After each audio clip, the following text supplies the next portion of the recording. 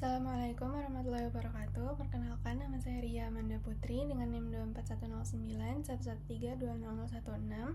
Pada video kali ini saya akan menjelaskan tentang anatomi regiotorakis dan membri superioris dan vaskularisasi dan inervasi sistem muskuloskeletale dengan dosen pengampu yaitu Dr. Oski Iliandri, Magister Kesehatan. Yang pertama yaitu regiotorakis. Regiotorakis adalah bagian tubuh yang terletak antara leher dan abdomen, terdiri dari dinding dada atau thoracic wall yang melindungi organ-organ vital seperti jantung, paru-paru, dan pembuluh darah utama. Secara anatomi, regiotorakis dapat dibagi menjadi beberapa komponen utama, meliputi yang pertama yaitu surface anatomy atau anatomi permukaan, yang kedua ada otot dinding toraks, yang ketiga ada neurovaskular dinding toraks, dan yang keempat ada rangka toraks. Yang pertama yaitu surface anatomy, muskulotoraks. Anatomi permukaan atau surface anatomy adalah gambaran topografi yang dapat diraba atau dilihat di permukaan tubuh. Terdapat 4 lapisan pada dinding toraks, yaitu yang pertama adalah lapisan permukaan meliputi kulit, jaringan lemak subkutan, dan payudara. Yang kedua ada otot, yang ketiga sternum, iga, dan otot interkostalis, dan yang keempat yaitu lapisan dalam meliputi fascia endothoracica dan pleura parietalis. Jadi terdapat beberapa struktur penting di regiotoraks. Yang pertama yaitu adalah tulang sternum. Tulang sternum ini dibagi lagi menjadi 3 bagian. Yang pertama yaitu manubrium sterni. Manubrium sterni terletak di bagian atas, dapat diraba di garis tengah sternum. Di sini manubrium sterni. Selanjutnya adalah corpus sterni, bagian tubuh utama sternum, dan selanjutnya adalah processus xiphoideus yang di ujung, yang bagian paling bawah dan berfungsi sebagai titik referensi dalam palpasi. Yang kedua yaitu tulang rusuk. Jadi terdapat 12 pasang tulang rusuk atau costae yang secara umum terbagi menjadi yang pertama yaitu tulang rusuk nyata atau costae verae. Tulang rusuk nyata merupakan 7 pasang pertama yang langsung terhubung ke sternum melalui cartilago costalis. Yang kedua yaitu tulang rusuk palsu atau costae spuriae. 3 pasang berikutnya yang terhubung ke cartilago costalis yang lebih tinggi. Dan yang terakhir yaitu tulang rusuk terapung atau costae fluctuantes. 2 pasang terakhir yang tidak terhubung langsung ke sternum. Selanjutnya yaitu musculus pectoralis major yang ada di dada. Otot besar di dada yang terletak di bagian anterior dan dapat diraba terutama pada pria. Otot ini membantu dalam gerakan aduksi dan juga rotasi lengan. Dan yang terakhir yaitu musculus serratus anterior. Musculus serratus anterior berada di pinggir sini, terletak di bagian samping dada dan sering teraba di sisi lateral dada. Otot ini memiliki peran penting dalam protection scapula atau gerakan menjauhkan tulang belikat dari tubuh. Selanjutnya yaitu otot dinding toraks. Dinding toraks terdiri dari beberapa lapisan otot yang memiliki fungsi untuk pernapasan dan memberikan dukungan struktural bagi toraks. Yang pertama ada namanya otot interkostal. Otot interkostal letaknya berada di sini. Nah, otot ini terdapat 2 kelompok utama yaitu interkostal eksternal dan juga otot interkostal internal. Dan yang kedua yaitu otot diafragma. Otot terbesar yang memisahkan rongga toraks dengan rongga abdomen. Diafragma ini berfungsi dalam proses pernafasan sebagai otot utama inspirasi. Dan yang ketiga yaitu otot subclavius, berada di sini. Otot subclavius terletak di bawah clavikula dan membantu dalam pergerakan tulang selangka serta stabilisasi sendi sternoclavicular. Dan yang terakhir yaitu otot pectoralis minor, berada di sini, pectoralis minor. Nah, otot ini berfungsi untuk menurunkan dan memutar skapula serta terlibat dalam pergerakan bahu. Selanjutnya yaitu neurovaskular dinding toraks. Dinding toraks memiliki banyak pembuluh darah dan saraf yang penting, termasuk yang pertama yaitu pembuluh darah. Pembuluh darahnya terdiri dari yang pertama aorta, yaitu pembuluh darah utama yang membawa darah kaya oksigen ke seluruh tubuh. Aorta ascendens dan aorta thoracalis adalah bagian dari aorta yang melintasi regia thoracis. Yang kedua yaitu vena cava superior, mengembalikan darah dari bagian atas tubuh ke jantung. Dan yang ketiga yaitu arteri interkostal, arteri yang terletak di antara tulang rusuk dan memberikan suplai darah pada otot dan struktur di dinding toraks. Dan yang kedua yaitu saraf. Saraf interkostal, saraf yang terkeluar dari sumsum tulang belakang pada setiap ruang interkostal. Saraf ini menginervasi otot interkostal dan kulit pada dinding dada. Yang kedua ada nervus phrenikus yang berfungsi untuk menginervasi otot diafragma dan berperan dalam pengaturan pernafasan. Dan yang ketiga yaitu saraf sumsum tulang belakang atau nervus vagus, berperan dalam regulasi fungsi organ dalam toraks seperti jantung atau paru-paru. Selanjutnya adalah rangka toraks. Yang pertama ada tulang sternum, tulang pusat yang menghubungkan tulang rusuk anterior. Sternum ini berbentuk pipi dan memiliki 3 bagian yang tadi, manubrium, corpus, dan processus xiphoideus. Yang kedua yaitu adalah costae atau tulang rusuk. Tulang rusuk ini terbagi menjadi 3 jenis berdasarkan hubungan dengan sternum, yaitu sejati, palsu, dan melayang. Yang ketiga yaitu tulang vertebra toraks. Jadi terdapat 12 vertebra torakal dari T1 hingga T12 yang membentuk bagian belakang dari dinding toraks dan berfungsi sebagai tempat perlekatan bagi tulang rusuk. Dan yang terakhir adalah clavicula dan scapula. Clavicula atau tulang selangka berfungsi untuk menghubungkan anggota tubuh bagian atas dengan dinding dada, sedangkan scapula atau tulang belikat berperan dalam pergerakan bahu dan lengan atas. Selanjutnya adalah membri superioris. Membrum superioris atau ekstremitas atas adalah bagian tubuh yang terdiri dari struktur yang sangat penting untuk berbagai aktivitas motorik, seperti bergerak, mengangkat, dan berbagai aktivitas lainnya.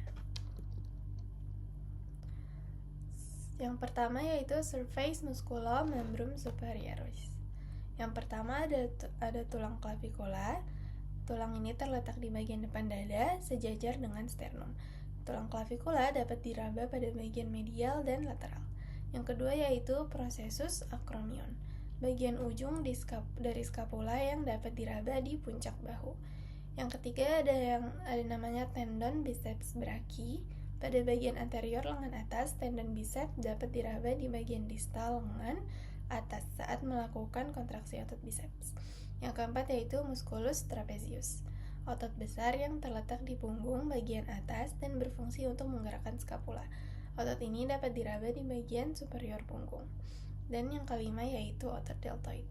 Nah, otot ini terletak di bahu dan membentuk kontur bahu.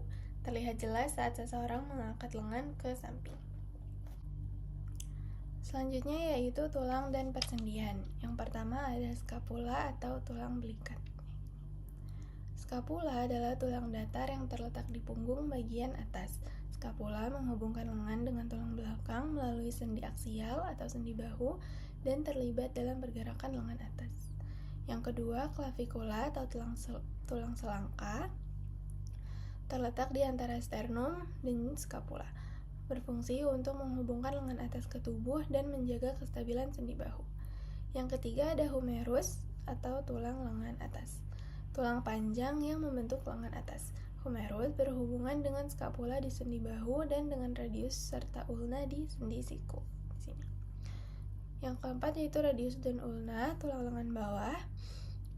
Radius terletak di sisi lateral lengan bawah dan berfungsi untuk menggerakkan rotasi, seperti pronasi dan supinasi. Sedangkan ulna terletak di sisi medial dan lebih besar serta lebih stabil. Ulna berfungsi dalam pergerakan fleksi dan ekstensi pada sendi siku.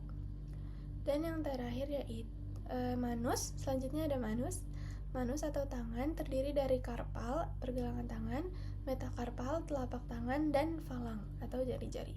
Setiap jari memiliki 3 falang kecuali ibu jari yang hanya memiliki 2. Dan yang terakhir adalah sendi. Dan sendi yang berperan di ekstremitas atas, yaitu yang pertama adalah sendi bahu atau articulatio glenohumeralis. Sendi bahu yaitu sendi yang memungkinkan pergerakan lengan dalam berbagai arah. Yang kedua adalah sendi siku atau articulatio cubiti, sendi engsel yang memungkinkan pergerakan fleksi dan ekstensi lengan bawah. Yang ketiga yaitu sendi pergelangan tangan atau articulatio radiocarpalis. Sendi ini membantu pergerakan tangan ke atas dan ke bawah. Dan yang terakhir adalah sendi metacarpophalangeal dan interphalangeal. Sendi ini berfungsi untuk menyokong pergerakan jari tangan. Selanjutnya yaitu otot membrum superioris. Yang pertama ada otot gelang bahu atau pectoral girdle. Otot ini ada 3, yaitu musculus trapezius, otot besar di punggung atas yang membantu menggerakkan skapula dan leher.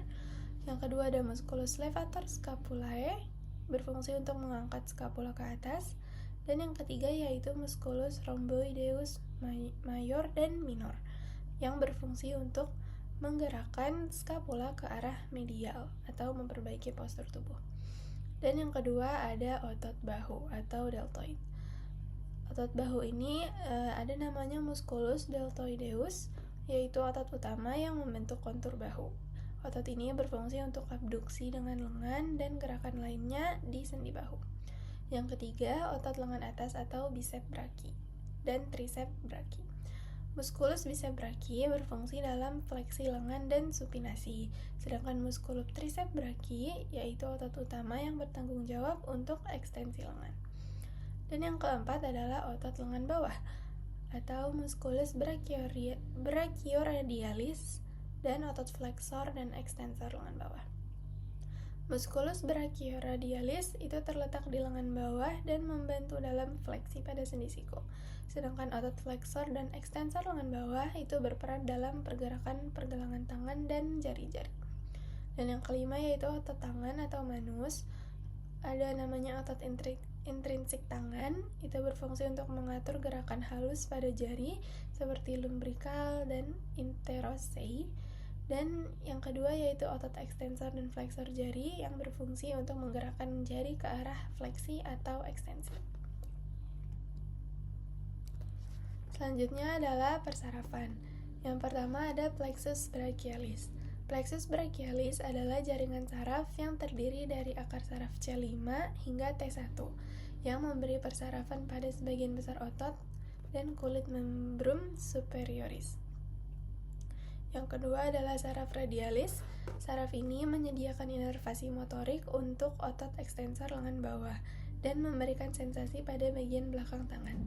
Yang ketiga yaitu saraf medianus, memberikan inervasi pada otot-otot flexor jari dan tangan serta memberi sensasi pada bagian telapak tangan. Yang keempat ada saraf ulnaris yang berperan dalam kontrol otot intrinsik tangan dan sebagian otot flexor jari serta sensasi pada sebagian jari keempat dan kelima. Dan yang kelima yaitu saraf musculocutaneus yang berfungsi untuk memberikan inervasi pada otot-otot flexor utama lengan atas seperti bicep brachii. Selanjutnya ada vaskularisasi. Vaskularisasi membrum superioris melibatkan arteri dan vena utama yang memberikan suplai darah ke otot-otot, tulang, dan jaringan lain. Seperti yang pertama arteri subclavia yang berfungsi sebagai arteri utama yang membawa darah ke lengan atas. Arteri ini bercabang menjadi arteri brachialis, yang lebih lanjut lagi bercabang menjadi arteri radialis dan ulnaris. Yang kedua yaitu arteri brachialis, arteri utama yang menyuplai darah ke lengan atas dan bawah. Arteri ini terletak di sisi medial lengan atas. Dan yang ketiga yaitu arteri radialis dan ulnaris. Arteri radialis itu menyuplai darah pada bagian lateral lengan bawah dan tangan, sedangkan arteri ulnaris menyuplai darah pada bagian medial lengan bawah dan juga tangan. Dan yang keempat yaitu vena membrum superioris. Vena membrum superioris ini terbagi menjadi dua, yaitu vena brachialis dan vena cephalica dan basilica. Yang pertama yaitu vena brachialis berfungsi untuk mengumpulkan darah dari lengan atas dan bawah, sedangkan vena cephalica dan basilica merupakan dua vena utama yang mengalirkan darah dari tangan kembali ke vena brachialis. Selanjutnya yaitu vaskularisasi dan inervasi sistem muskuloskeletal. Sistem muskuloskeletal terdiri dari otot, tulang, dan sendi yang bekerja sama untuk memberikan gerakan dan stabilitas pada tubuh. Nah, untuk mencapai fungsi ini, sistem muskuloskeletal memerlukan inervasi atau distribusi saraf yang memadai, yang berfungsi mengontrol kontraksi otot, merespon rangsangan sensorik, serta mempertahankan keseimbangan dan koordinasi tubuh. Yang pertama ada sistem persarafan otot skeletal. Otot skeletal dikendalikan oleh sistem saraf somatik yang memungkinkan kontrol sadar atas gerakan tubuh. Inervasi otot skeletal dilakukan melalui serabut saraf motorik yang keluar dari sistem saraf pusat atau SSP seperti otak dan sumsum tulang belakang. Yang pertama adalah saraf motorik. Saraf ini membawa impuls dari otak atau sumsum tulang belakang untuk merangsang kontraksi otot. Yang kedua, saraf sensorik membawa informasi sensori seperti rasa sakit, tekanan atau suhu dari otot atau jaringan sekitar ke otak. Selanjutnya ada jenis persarafan tadi, saraf motorik dan saraf sensorik. Saraf motorik menginervasi otot-otot dan menyebabkan kontraksi otot. Saraf motorik ini terdiri dari saraf somatik motorik dan saraf autonomik motorik. Saraf somatik motorik berfungsi untuk mengontrol otot yang bergerak secara sadar. Sedangkan saraf autonomik motorik mengontrol otot polos dan otot jantung, namun lebih berhubungan dengan fungsi otomatis, misalnya pergerakan saluran pencernaan. Selanjutnya yaitu saraf sensorik, merupakan saraf yang membawa informasi dari tubuh, termasuk otot, ke otak atau sumsum tulang belakang untuk diproses. Contoh saraf sensorik dalam otot adalah yang pertama proprioseptor, yang berfungsi untuk menginformasikan posisi tubuh dan gerakan tubuh secara sadar dan tidak sadar. Yang kedua yaitu reseptor nyeri, yang berfungsi untuk mengantarkan rasa sakit yang timbul akibat cedera atau ketegangan otot. Selanjutnya yaitu sistem persarafan otot utama. Inervasi pada sistem muskuloskeletal sering melibatkan saraf utama yang memiliki distribusi tertentu pada otot-otot tubuh. Yang pertama yaitu saraf kranial. Saraf kranial adalah saraf yang berasal dari otak dan berfungsi untuk menginervasi otot-otot wajah, kepala, dan beberapa bagian tubuh lainnya. Misalnya yaitu saraf facial 7 yang berfungsi untuk menginervasi otot-otot wajah seperti otot ekspresi wajah, dan saraf okulomotor 3 yang berfungsi untuk mengatur gerakan mata dengan menginervasi otot-otot ekstraokular. Dan yang kedua yaitu saraf spinal. Saraf spinal berasal dari sumsum tulang belakang dan menginervasi otot-otot tubuh bagian bawah dan atas.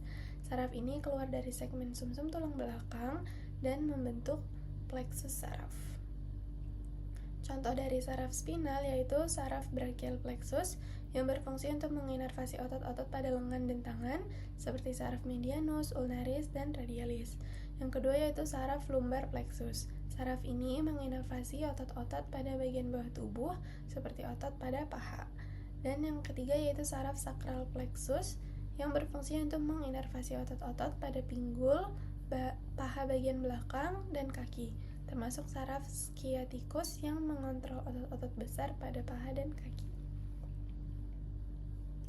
Selanjutnya adalah peran proprioseptor dalam sistem muskuloskeletal. Proprioseptor adalah reseptor sensorik yang terletak di otot, tendon, dan sendi yang memberi informasi tentang posisi tubuh dan gerakan otot.